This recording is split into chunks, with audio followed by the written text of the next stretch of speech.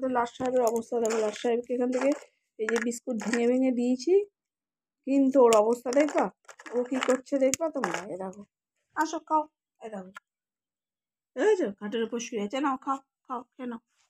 দেখো এবার দেখো, ও যদি একবারে বললে খায়, নাও খেয়ে নাও। সকালবেলাটাও এই হালকা টিফিন করে, এই বিস্কুটটাই সকালবেলাটাও খায়। তো এবার দেখো এইটুকু বিস্কুট খাওয়া নিয়ে ওর কত ঝামেলা। এই দেখো কায়দা করবে, দেখো ঠিক করে বসতেও পারছে না, বুঝেছো। দেখো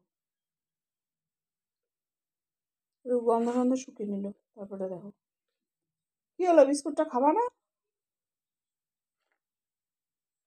এই যে এবার শুরু করেছে খাওয়া।